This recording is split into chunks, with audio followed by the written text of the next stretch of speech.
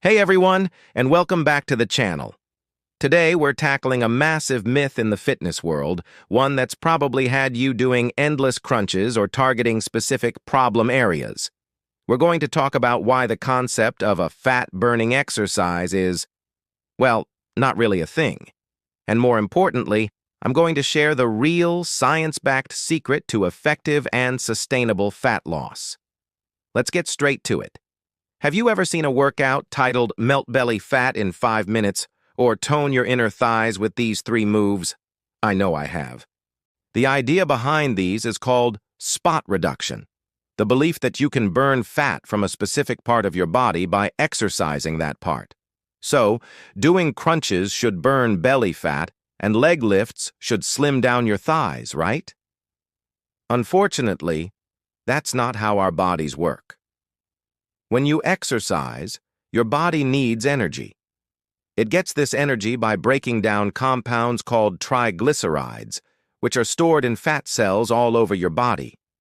Your muscles can't directly use the fat from the area right next to them. Instead, your brain sends out signals to release these triglycerides into the bloodstream from fat stores everywhere: your arms, your legs, your belly, your back. It's a systemic, whole-body process. Where your body decides to pull that fat from first is largely determined by your genetics and hormones, not by the specific exercise you're doing. Think about it like this. You can't tell your car to only use fuel from the left side of the gas tank. It draws fuel from the whole tank to power the engine. Similarly, your body draws energy from its total fat reserves to power your muscles. Numerous studies have confirmed this. One classic study had participants do over 1,000 leg presses with just one leg for several weeks. At the end, did that one leg have less fat? Nope. The fat loss was minimal and evenly distributed across their entire body. So, all those side crunches to get rid of love handles? They're great for strengthening your obliques, but they aren't specifically melting the fat on top of them. This brings us to another popular term: the fat-burning zone. You've probably seen this on cardio machines.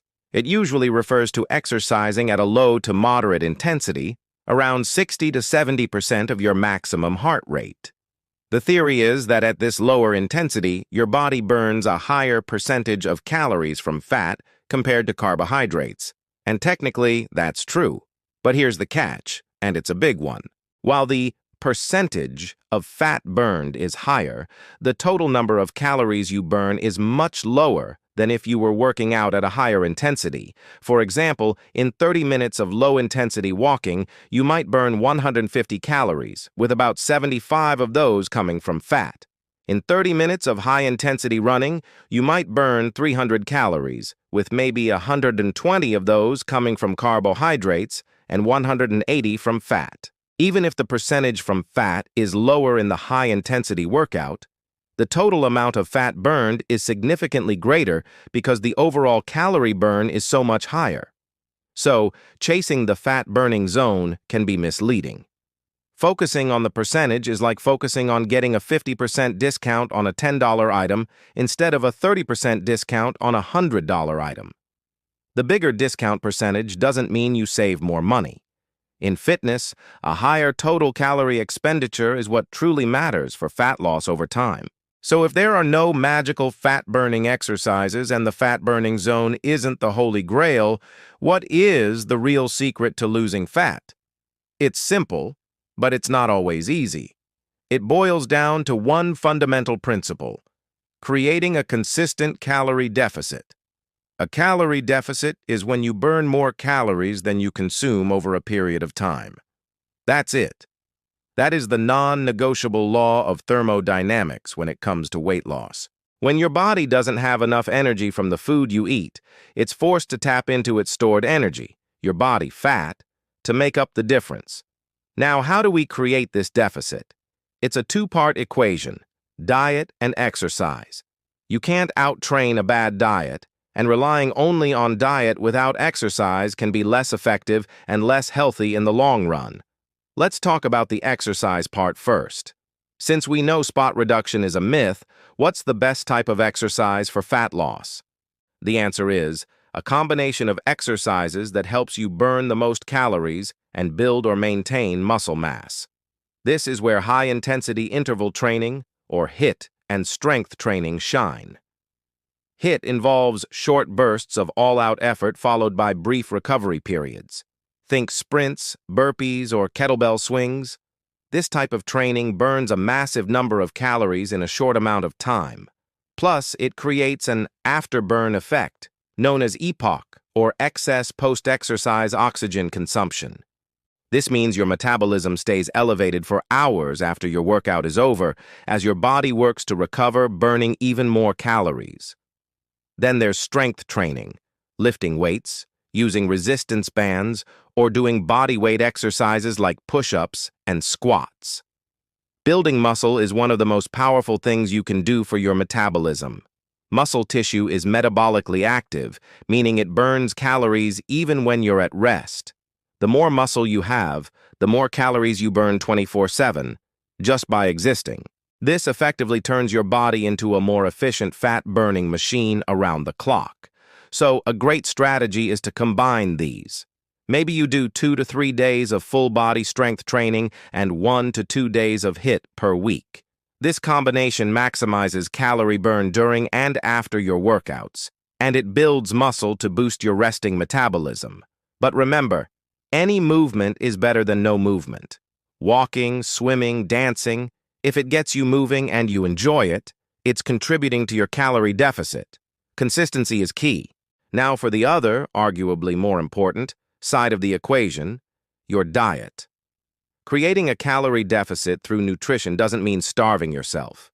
It means being mindful of what and how much you're eating. The focus should be on whole, nutrient-dense foods. Think lean proteins, healthy fats, complex carbohydrates, and tons of vegetables. Protein is especially important when you're in a calorie deficit. It helps you feel full and satisfied, reducing the chances of overeating. It also provides the building blocks your body needs to repair and build muscle, which, as we just discussed, is crucial for your metabolism. Aim to include a source of protein with every meal.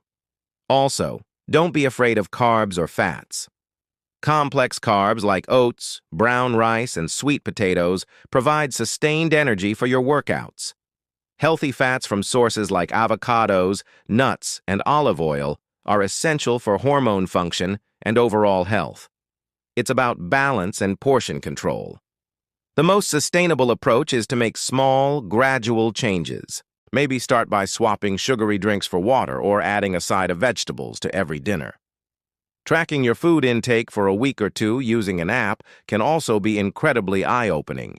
It can show you where your excess calories are coming from, helping you make smarter choices without feeling deprived. So, let's put it all together. The real secret to fat loss isn't a magical exercise or a heart rate zone. It's a holistic lifestyle approach. It's about creating a modest, consistent calorie deficit through a balanced diet rich in whole foods and a smart exercise routine that includes both strength training and high-intensity work. Stop wasting your time trying to crunch your way to a flat stomach. Instead, focus on building a stronger, healthier, more capable body.